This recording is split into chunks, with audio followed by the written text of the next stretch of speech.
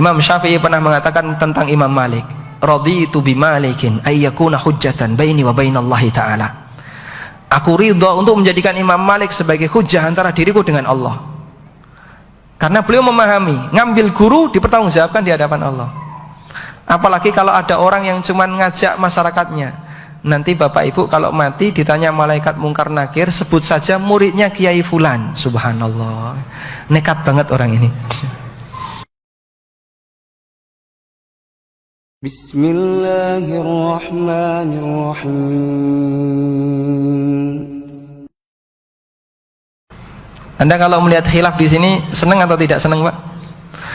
Ya. Senang atau senep? Begini hadirin, jadi kalau Anda belajar ketemu khilaf, tolong jangan sampai menjadi orang yang tidak dewasa dalam memahami perbedaan. Ada beberapa orang yang dia tidak dewasa ketika melihat perbedaan. Ada 3 sikap yang bisa kita kenali dari orang ini. Pertama, kalau lihat perbedaan marah. Nah, sehingga dia kalau pro sama Ustadz A nanti komen di Facebook nyerang Ustadz B. Nah, ini potret orang tidak dewasa. Dan terkadang saya secara sengaja memprivat beberapa artikel dan video tentang masalah hukum karena yang nonton nggak dewasa. Itu komennya pedes banget di situ ya. Wah, ini kok malah jadi padu di sini. Dah privat saja ya, daripada bikin rame. Orang seperti ini lebih baik bodoh daripada pinter. Kamu kalau belajar nggak dewasa, akhirnya malah tiap hari cuman emosi saja.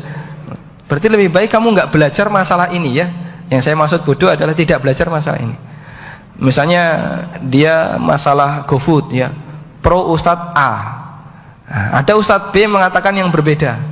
Kamu kalau belajar Ustadz B nanti sakit hati. Lebih baik jangan belajar Ustadz B, cukup Ustadz A saja. Karena dia belum siap dengan khilaf, belum siap dengan perbedaan pendapat. Berarti dia nggak dewasa dalam masalah ini. Yang kedua, ada sikap orang yang tidak dewasa dalam menanggapi perbedaan. Ketika muncul perbedaan, dia langsung putus asa. Ini gimana ini? Dikit-dikit belajar kok. Yang ini bilang boleh, ini bilang nggak boleh, ini dilarang, ini haram, ini silahkan. Kok nggak konsisten semua ustadznya? Akhirnya setelah itu mutung belajar, nggak mau belajar sama sekali.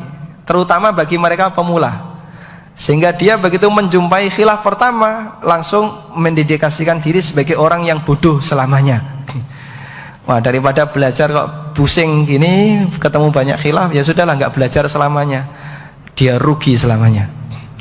Dan itu kata Imam Syafi'i, man lam yaduk dhullat ta'allumi sa'atan tajarra'a ka'sal jahli tula hayatihi. Siapa yang tidak mau merasakan hinanya menjadi seorang yang menuntut ilmu, capek mikir, capek Anda mengejar kajian, harus duduk di tempat yang nggak nyaman. Ya, kalau di sini nyaman, insya Allah, alhamdulillah ber AC ya, adem ya. Cuman nggak ada snack. Baik, kalau Anda tidak mau berjuang ketika belajar, tajarra'a ka'sal jahli tula hayatihi, dia akan menelan ya. Dia akan menelan gelas kebodohan sepanjang hidupnya. Makanya sebagaimana para asatidzah mereka berjuang di pondok itu menyedihkan hadirin ya. Jadi makanya satu nampan bersepuluh ya. Lauknya cuma sambal saja misalnya ya. Dan itu perjuangan mereka ketika belajar. Tayyib. Kemudian potret ketiga, contoh ketiga, orang yang dia tidak dewasa dalam memahami perbedaan. Dia menjadikan khilaf itu sebagai dalil. Sehingga misalnya masalah A, dia punya kepentingan di situ. Dia mendengar ada ustadz yang melarang A, B, C, D, ustadznya melarang. Terus dia tanya, Ustadz ada nggak pendapat lain yang membolehkan? Nah, lah maksudmu gimana? Ya kalau ada pendapat lain yang membolehkan kan bisa kita jadikan pertimbangan ya. Makanya kamu kalau ngaji tolong buka wawasan, jangan cuma dari satu ustadz saja, ini melarang terus. Makanya kalau dari sini kamu akan susah hidupnya. Cari ustadz yang ceramahnya menyejukkan, bisa diterima semua kalangan. Nah, kalau kayak gini caranya, Anda tidak mencari kebenaran, tapi mencari kesenangan, pembenaran. Sehingga khilaf itu dijadikan sebagai dalil. Padahal dalam Islam khilaf itu dalil atau tidak? Tidak, justru khilaf butuh dalil. Apa dalil kalau khilaf butuh dalil? Allah Subhanahu wa taala berfirman, fa in tanaza'tum fi syai'in farudduhu ilallahi war rasul. Kalau kamu berbeda pendapat dalam satu masalah, kembalikanlah kepada Allah dan Rasulnya. Bukan jadikan perbedaan pendapat ini sebagai dalil, tapi kembalikan kepada dalil. Maka khilaf bukan dalil, tapi khilaf itu butuh dalil. Sehingga orang yang secara sengaja dia mencari-cari pendapat kanan kiri dan maunya dia adalah mengambil yang paling enak, maka ini orang yang tidak dewasa dalam memahami perbedaan. Anda kenapa cari-cari perbedaan? Ya. Kalau kamu dewasa, kamu akan cari kebenaran, bukan mencari pembenaran. Dan kadang ada orang misalnya, kita kasih tahu gambar makhluk bernyawa itu dilarang. Nah, katanya Habib itu boleh, ya, katanya Ustadz itu nggak apa-apa, ini masih mentoleransi, dan seterusnya. Terus gimana maksudnya? Nah, kalau itu boleh kan saya boleh ngambil pendapat itu. Nah, lalu ngapain kamu tanya saya? Ya. Minta fatwa itu untuk mencari jawaban dan selanjutnya diamalkan. Ya, boleh-boleh saja kamu tidak yakin. Baik. Tapi intinya masing-masing di antara kita akan dimintai pertanggungjawaban oleh Allah Subhanahu wa taala atas pilihan yang kita lakukan. Kenapa Anda milih pendapat A, Anda milih pendapat B? Anda jangan punya prinsip. Kamu bebas milih pendapat para ustadz, yang penting dia pimpinan agama.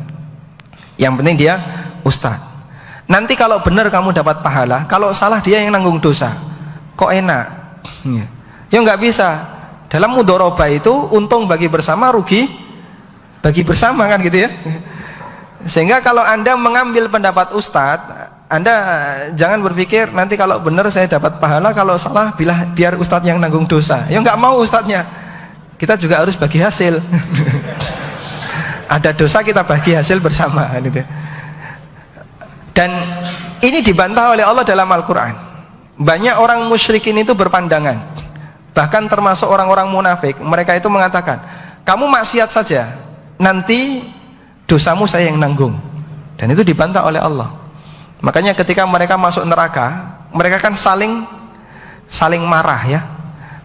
Orang yang baru masuk neraka, dia mengatakan, haula, ya Allah, mereka inilah yang adalluna fa'atihim adzaban di'fan. Mereka ini ya Allah yang menyesatkan kami, kasih hukuman yang lebih berat lagi ya Allah, gara-gara dia saya sesat. Apa kata Allah? Qala likullin di'fun walakin la yash'urun. Masing-masing tak tambahi siksaannya. Bukan cuma dia saja, kamu juga kena. Sehingga nggak ada alasan. Nah, karena ketika saya milih pendapat yang salah, maka nanti yang nanggung dosanya ustadznya, saya bebas kasus, ya nggak bisa. Semua akan dipertanggungjawabkan di hadapan Allah Subhanahu wa taala. Sampai pun ketika kita milih guru, para ulama di masa silam itu memahami guru itu akan dipertanggungjawabkan di hadapan Allah. Imam Syafi'i pernah mengatakan tentang Imam Malik, raditu bi Malikin ayyakuna hujjatan baini wa bainallahi ta'ala. Aku ridha untuk menjadikan Imam Malik sebagai hujjah antara diriku dengan Allah. Karena beliau memahami, ngambil guru dipertanggungjawabkan di hadapan Allah. Apalagi kalau ada orang yang cuma ngajak masyarakatnya.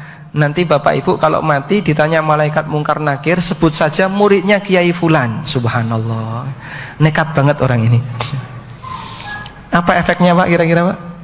Wah, dia anggap nanti malaikatnya akan kalah wibawa. Subhanallah, maha suci Allah dari komentar orang semacam ini. Dan gara-gara seperti ini hadirin, muncul penyakit, ambil pendapat siapa saja yang kau mau, nanti kalau salah dia yang nanggung. Gak bisa. Semua akan kita pertanggungjawabkan di hadapan Allah Subhanahu wa taala. Dan Allah Maha tahu siapa di antara kita yang jujur dan siapa di antara kita yang pendusta.